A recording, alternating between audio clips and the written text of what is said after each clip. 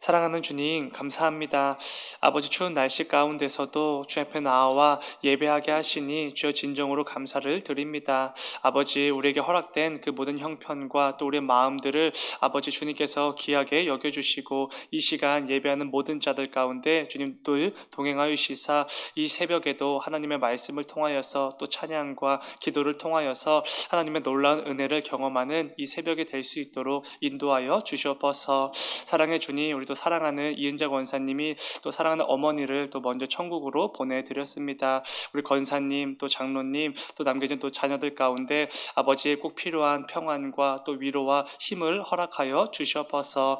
아버지 또 남은 또 일정들을 위해서 또 먼 길을 오가게 됩니다. 아버지 그 가운데서도 안전으로 지켜주시고 그 순간순간마다 주님께서 인도하여 주시고 또 보호하여 주시옵소서.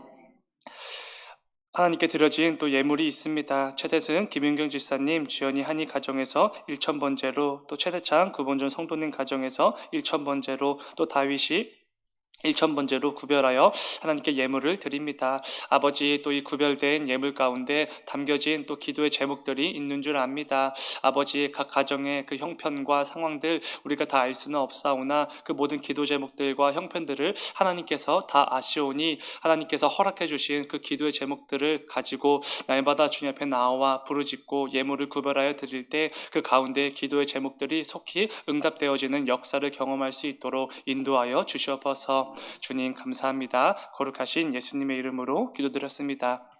아멘. 우리 함께 읽은 말씀을 가지고 오직 하나님의 영광을 위하여 이런 제목으로 함께 말씀을 나누도록 하겠습니다. 오늘은 본문 말씀을 가지고 하나님께서 우리 성도들에게 허락해 주신 참된 자유에 대해서 좀 함께 나누어 보려고 합니다. 오늘 말씀을 다시 한번 읽어보면 이렇습니다. 그런즉 너희가 먹든지 마시든지 무엇을 하든지 다 하나님의 영광을 위하여 하라. 오늘 말씀 상반절만 읽게 되면은 우리에게 굉장히 좋은 자유로운 어떤 자유들이 이렇게 주어진 것 같습니다. 무엇을 먹든지 뭘 하든지 뭘 마시든지 아무 상관이 없는 것처럼 들리기도 합니다. 그러나 이어지는 하반절을 보면은 그런 의미가 아니라 전혀 다른 말씀인 것을 보게 됩니다. 다 하나님의 영광을 위하여 하라. 우리가 뭘 하든지 상관이 없고 뭘 먹든지 뭘 마시든지 전혀 상관이 없는데 단 뭐든지 다 하나님의 영광을 위하여서 하라, 이런 말씀인 것입니다. 그런데 이 말씀을 읽으면서 뭔가 우리 성도들의 삶을 억제하고 억누르는 것처럼 느껴질 때도 있습니다. 뭔가를 하지 말라는 말씀처럼 들리기도 합니다. 왜 그렇겠습니까? 우리가 만약 뭘 하든지 하나님의 영광을 위해서만 해야 된다면 우리가 하지 말아야 할 것들이 너무나 많아지기 때문에 그렇습니다. 저는 어렸을 때부터 항상 이런 의문이 있었습니다. 왜 이렇게 기독교는 하지 말라는 게 많을까? 이런 생각입니다. 담배도 피지 말라고 하고 술도 먹지 말라고 하고 나쁜 말, 나쁜 생각, 나쁜 행동 하지 말라고만 말합니다. 또 주일에, 주말에, 토요일에는 예배를 준비하고 주일에는 어디 가지 말라, 이런 말들이 참 많이 있었습니다. 뭔가 내게 주어진 많은 자유들을 빼앗아 가는 것 같고 제한하는 것처럼 느껴질 때가 많이 있습니다. 특히 저 같은 경우는 중고등학교 시절에 항상 축구를 하러 다녔기 때문에, 특별히 이 주말에 축구 경기가 많았기 때문에 그 부분이 정말로 속상하고 싫었던 기억이 있습니다. 주일에는 항상 교회에 있어야 하기 때문에, 그리고 토요일에도 교회 예배를 준비해야 되기 때문에 축구를 하러 갈 수가 없었습니다. 이 부분이 참으로 힘들고 짜증도 나고 그렇습니다. 그래서 중고등학교 시절에 교회라는 곳은 저의 자유를 빼앗는 곳이었습니다. 여러분들은 어떻습니까? 이 부분에 대해서 어떻게 생각하십니까? 혹시 내가 기독교인이라는 것 때문에 어떤 자유를 빼앗기고 있다고 생각하고 있지는 않으십니까? 황금 같은 주말을 교회에서 예배를 드려야 하기 때문에 귀한 시간을 빼앗기고 있을지도 모릅니다. 교회에서 맡은 일이 있다면 이것을 위해서 또 개인의 시간과 에너지를 빼앗기고 있을지도 모릅니다. 이 외에도 우리는 기독교인이라는 것 때문에 나의 시간, 나의 에너지, 나의 건강과 같은 것들을 자유롭지 못하게 사용할 때가 분명히 있습니다. 우리 헌법에도 명시되어져 있는 것처럼 우리가 위법 사항이 아닌 이상 모든 사람은 이 자유권을 반드시 보장받을 수 있게 되어져 있습니다. 그 누구도 우리의 자유를 침해할 수 없지요. 그런데 어째서 우리를 사랑하시는 하나님께서는 우리에게 있는 어떤 자유들을 빼앗으시고 자꾸만 뭔가를 내 삶에서 제한을 하시는가, 이런 생각이 들기도 합니다. 그런데 당연히 이것은 굉장히 성경적이지 않은 생각일 것입니다. 여러분, 무교회주의라는 얘기를 들어보셨습니까? 이들은 여러 가지 이유가 있겠지만 대표적인 이유로 이 교회는, 그러니까 교회라는 건물, 교회라는 공동체는 우리의 시간과 에너지를 쓸데없이 많이 빼앗아가고 우리의 자유를 제한하기 때문에 이 교회라는 것이 필요가 없다라고 생각하는 사람들입니다. 그래서 이 교회는 없이 성경 말씀만을 가지고 신앙생활을 이어가는 사람들, 이들을 바로 우리는 무교회주의라고 말을 합니다. 자꾸만 교회가 무언가를 침해하고 억제한다고 여기는 것입니다. 그런데 이 역시도 당연히 성경적이지 않습니다. 성경을 잘못 읽은 것이지요. 그런데 중요한 것은 우리 역시 이 무교회주의는 아니지만 이런 생각을 종종 할 때가 있지 않습니까?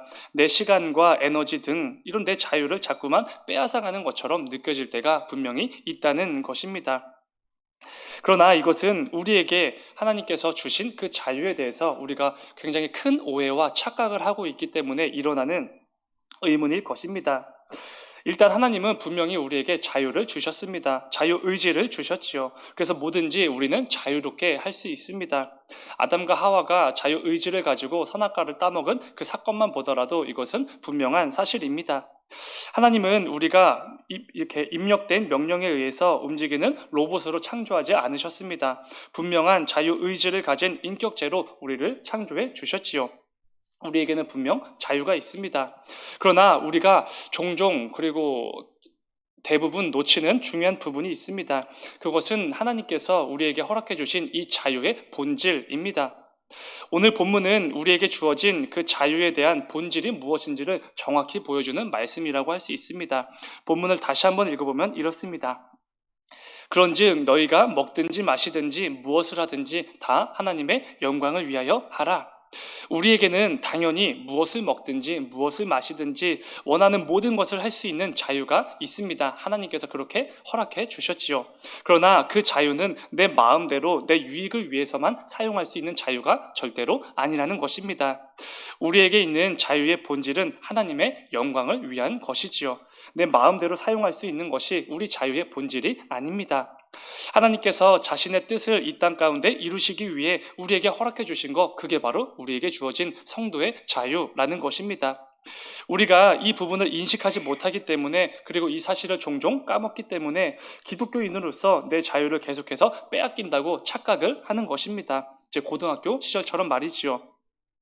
자유는 내 마음대로 내 유익만을 위해 사용하라고 주신 게 아닙니다. 그것은 자유의 본질이 아니라 그것은 이 세상이 말하는 자유일 것입니다. 그렇다면 우리에게 주신 자유의 본질인 하나님의 영광을 위하여 이 부분에 대해서 좀 더 자세히 나누어 보도록 하겠습니다. 다르게 표현하면 이렇게 표현할 수 있을 것 같습니다. 하나님께서 우리에게 자유를 주신 이유, 이렇게도 말할 수 있습니다. 오늘 본문 앞에 등장하는 10장 23절을 보면은 바울은 이런 말을 합니다. 23절 말씀입니다. 모든 것이 가하나 모든 것이 유익한 것은 아니요 모든 것이 가하나 모든 것이 덕을 세우는 것은 아니니. 아멘. 이 언어들이 조금 낯설긴 하지만 우리에게 익숙한 표현으로 번역하면 이럴 것입니다. 우리에게는 모든 것을 할 수 있는 자유가 있습니다. 그러나 그 모든 것이 유익하지는 않습니다. 우리에게 있는 자유로 우리는 원하는 모든 것을 다 할 수 있습니다. 그러나 모든 것이 다 건설적이진 않습니다. 이런 의미의 말입니다. 이 말씀을 뒤집어서 생각해 보면은 당연히 이런 의미가 되겠지요. 우리에게는 분명 모든 것을 마음대로 할 수 있는 자유가 있지만 모든 것이 유익하진 않고 모든 것이 건설적이진 않구나. 그러므로 우리의 자유를 가지고 우리는 유익한 일을 위해 건설적인 일을 해야 되는구나. 이런 의미의 말씀일 것입니다. 여러분, 이 건설적이다라는 말은 뭔가 어떤 일이나 행동이나 말을 할 때 굉장히 의미가 있고 성과가 있고 성취가 있을 때 이런 표현을 사용합니다. 그러니까 내게 있는 자유를 가지고 유익하고 의미 있고 성과나 성취가 있는 그런 것들을 해야 된다는 말이지요. 그렇다면 우리가 내 자유를 가지고 할 수 있는 유익하고 건설적인 일이 무엇이겠습니까? 그것이 바로 오늘 본문에서 바울이 말하고 있는 하나님의 영광을 위한 일, 이것입니다. 모든 것을 마음대로 할 수 있는 저와 여러분에게 최고의 유익한 일, 최고로 건설적인 일, 그게 바로 하나님의 영광을 위해서 살아가는 것이라는 것이지요. 그리고 이것이 바로 하나님께서 우리 모두에게 자유를 주신 이유일 것입니다. 우리가 삶을 살아갈 때 당연히 자유롭게 살아갈 수 있지만 모든 것이 유익하지 않다는 것을 분명히 알고 또 모든 것이 건설적이지 않다는 것을 분명히 알고 오직 하나님의 영광을 위해 내 삶을, 내 자유를 사용하며 살아간다는 것입니다. 사랑하는 여러분, 저와 여러분에게는 자유가 있습니다. 무엇을 먹을지 안 먹을지, 무엇을 마실지 안 마실지, 무엇을 할지 안 할지 이 자유가 분명히 있는 것이지요. 그러나 그 자유는 나만을 위한 것이 아니라고 성경은 분명히 말씀합니다. 부디 오늘 말씀을 기억하시면서 그동안 내가 자유를 오해해서 잘못 사용하고 있었던 삶의 영역들이 있다면 이 새벽에 그 모든 것들이 바로 잡히는 또 결단이 이루어지는 귀한 시간이 되기를 소망합니다. 이를 통해 우리에게 자유가 있는 이유, 하나님께서 우리에게 자유를 주신 그 이유에 합당한 모습으로 내게 주어진 자유를 사용하는 우리 모두가 되기를 간절히 소망합니다. 하나님은 우리의 삶의 목적이 당연히 하나님의 영광이 되기를 원하실 것입니다. 우리의 삶의 유일한 기준이 하나님의 영광이 되기를 당연히 원하실 것입니다. 내가 삶을 살아갈 때에 어떤 선택이나 결정이나 판단을 해야 될 때 내 자유를 가지고 내 마음대로 내가 기준이 되어서 하는 것이 아니라 오직 하나님의 영광이라는 내 삶의 유일한 기준을 가지고 말하고 행동하고 선택하기를 원하시는 것입니다. 우리에게 있는 자유가 내 유익과 내 욕심만을 위해 사용되는 것을 하나님께서는 원하지 않으시는 것이지요. 우리는 내게 있는 자유로 하나님의 영광을 위해서 사용할 때 하나님께서 기뻐하시는 삶을 살 수 있는 것입니다. 바울은 자신에게 있는 자유를 이렇게 사용했습니다. 고린도전서 9장 19절의 말씀입니다. 내가 모든 사람에게서 자유로우나 스스로 모든 사람에게 종이 된 것은 더 많은 사람을 얻고자 함이라. 아멘. 자신에게 자유가 있다는 것을 바울도 분명히 알고 있었습니다. 그러나 그 자유의 본질이 무엇인지 알기에 바울은 자신의 자유를 사람들을 위해서 포기했습니다. 더 많은 사람들을 예수님께로 인도해 그들을 구원의 길로 인도하는 것, 이게 하나님의 영광을 위한 것임을 너무나도 잘 알았기 때문이지요. 우리 역시 바울과 같이 내게 있는 자유를 나만을 위해 사용하는 것이 아니라 하나님께서 기뻐하시는 하나님의 영광을 위한 그 일에 쓰임받을 수 있어야 할 것입니다. 내가 속한 이 교회 공동체에서 내가 나에게 주어진 그 자유를 가지고 섬길 수 있는 것이 무엇이 있는지 늘 고민하며 나아가야만 합니다. 하나님의 영광을 위해 내가 할 수 있는 일들이 무엇이 있을지 늘 고민하며 하나님께서 그 마음을 허락해 주셨다면 그 자유를 마음껏 사용할 수 있어야 하는 것입니다. 베드로도 우리에게 이런 말씀을 해 주었습니다. 우리에게 있는 자유를 잘못 사용하는 것에 대한 강력한 경고입니다. 베드로전서 2장 16절입니다. 너희는 자유가 있으나 그 자유로 악을 가리는 데 쓰지 말고 오직 하나님의 종과 같이 하라. 아멘. 우리에게 분명히 자유가 있지만 그 자유를 악을 위해 사용하지 말라고 말을 합니다. 그런데 이것이 너무나 당연하고 너무나 뻔한 말씀 같지만 우리는 이 말씀을 어길 때가 얼마나 많은지 모릅니다. 이 말씀을 가슴에 잘 새겨 두셔야 합니다. 이 세상은 놀랍게도 분명 악한 것임에도 불구하고 하나님께서 명백하게 죄로 규정해 주셨음에도 불구하고 그것을 자유의 영역으로 치부해 버립니다. 악한 세상에서 당연한 결과이긴 하지만 너무나 두려운 부분이지요. 저와 여러분의 자녀들이 우리가 살아가야 될 세상이기 때문에 그렇습니다. 하나님께서 분명하게 죄라고 말씀하셨는데 이제는 그것을 죄라고 말하지 못하는 시대가 되어가고 있습니다. 그 사람의 자유라고 자유의 영역을 침해하지 말라고 말을 하기도 합니다. 그리고 대다수의 사람들이 그것이 맞는 것처럼 그게 문화인 것처럼 트렌드인 것처럼 나아갑니다. 굉장히 안타깝고 떨리는 시대입니다. 이런 시대에 살아가는 저와 여러분만이라도 정신 차리고 이 말씀을 붙들어야 하는 것이지요. 하나님께서 우리에게 주신 자유를 우리의 죄악을 가리는 데 사용해선 절대로 안 되는 것입니다. 바울은 갈라디아서에서도 이렇게 말을 합니다. 5장 1절 말씀입니다. 그리스도께서 우리를 자유롭게 하려고 자유를 주셨으니 그러므로 굳건하게 서서 다시는 종의 몽에를 매지 말라. 아멘. 죄와 사망에 매여서 자유롭지 못했던 우리의 영혼을 하나님께서 자유롭게 해 주셨습니다. 예수 그리스도를 통한 놀라운 선물입니다. 그런데 우리가 그 주어진 자유를 가지고 또다시 죄를 위해 사용한다면 이것은 정말 어리석은 일일 것입니다. 정말로 안타까운 현실이지요. 부디 우리에게 있는 자유를 가지고 죄를 위해 사용하는 비참하고 어리석은 모습이 되지 않기를 소망합니다. 그러면서 바울은 이어서 이렇게 권면을 합니다. 이어지는 13절 말씀입니다. 형제들아 너희가 자유를 위하여 부르심을 입었으나 그러나 그 자유로 육체의 기회를 삼지 말고 오직 사랑으로 서로 종노릇하라. 아멘.